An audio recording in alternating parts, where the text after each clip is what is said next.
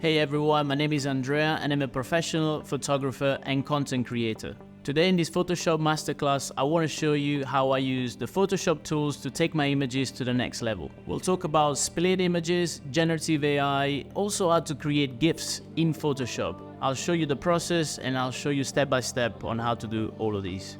Let's start with split images. I started doing these because I feel like they tell a lot more of a story when you post into Instagram or any other app.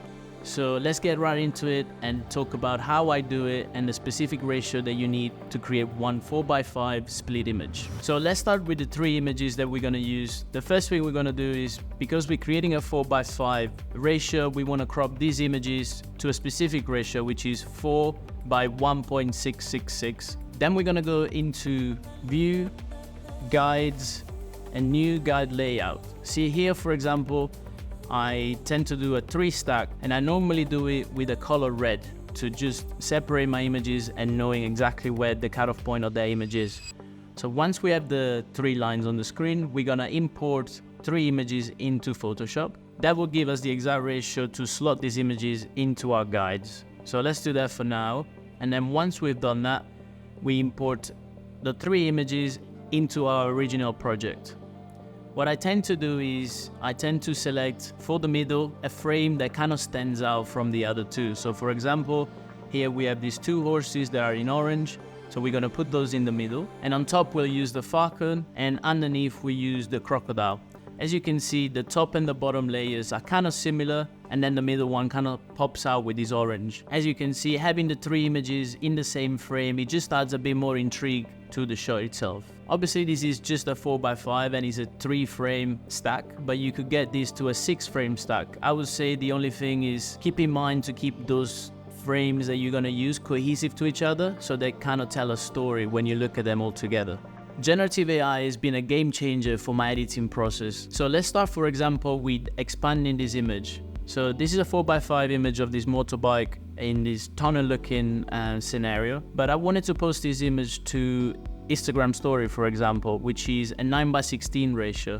So what I'd do is I'd go into Photoshop, select the 9:16 ratio, and then simply click and drag the frame to the point that I want it. So we're gonna do a tiny bit from the top and a little bit on the bottom, so that the whole entire bike is in the frame now, but with a 9:16 ratio. So after doing that, I simply click generate, and then Photoshop will take care of the rest, and it will give me 3 options to choose from. Obviously, if I don't like those options, I can generate again. Option 3 was the best one, and it expanded, even so added a light that matched the light that was in the back. So it's actually pretty incredible. And the floor as well, we expanded the floor and it just matches exactly with what we had.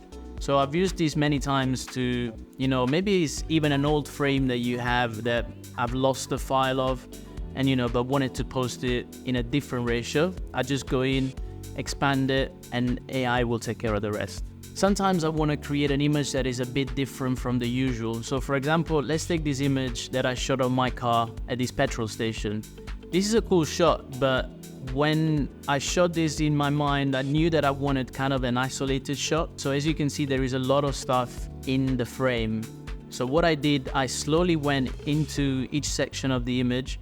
I'd say do this one by one. So you'd select something that you don't want, type in remove, and it'll remove it. Instead of doing a multiple selection, because I find it that is never as accurate. Patience is key for these kind of processes. So let's start, for example, with our trash can. This is a bit distracting. So what we do is we take the lasso tool, we select the trash can. You can even give it a prompt to change it to something else. But in this case, I just want to remove as much as possible. So what I'll do is select, and then type in remove and hit enter, and generative AI will just have a look at the image and remove it from the scenario.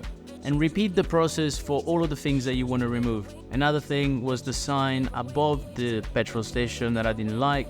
So I do the same, Generative Fill, type in remove, and boom, there you have it, it's gone. And for this image, I went quite heavily on it because I wanted just the car, just the petrol station, and just the subject in frame. So as you can see, this is the before and after image. This is not something that I do all the time, but if I have more of a conceptual shot in my head, this is something that comes in really handy. A few years ago, I started creating these moving images that I guess we could call GIFs. And basically it's a collection of images that I stitched together to make a short looping video. When making one of these, it's quite important to set your camera to the highest burst mode that you can.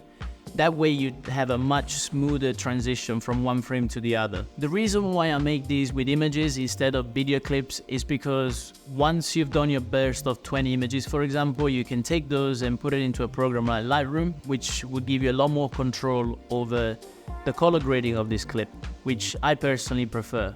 So it would go from Lightroom, then all of the images imported into Photoshop, and let's actually have a look on how we put it together and stitch it together into Photoshop.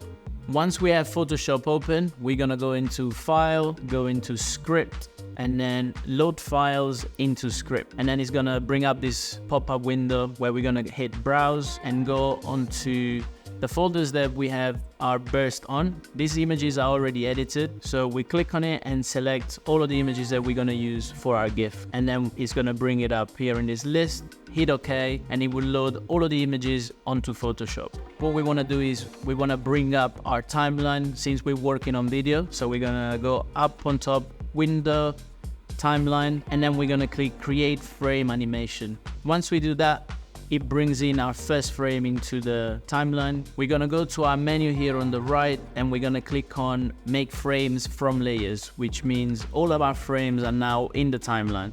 Already if we hit play here, you can see it's already playing, but it's in reverse. So we're gonna go back to our menu and just reverse it back to the original order. Once you're happy with how your GIF is looking, you wanna go into File, and then we're gonna export it, Save for Web Legacy, and you're gonna have this window pop up, and I'm gonna just zoom it out a little bit so that I can see the GIF. You just wanna make sure you have GIF selected just below preset, and there you go, just hit save, and you should have a GIF that looks similar to this.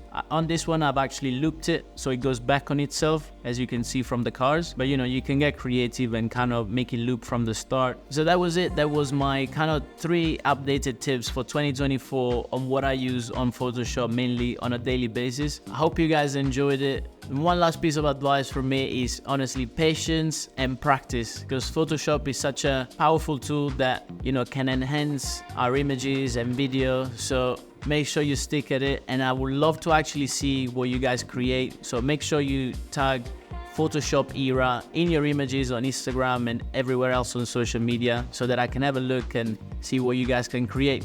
Thank you for watching, and I will see you on the next one.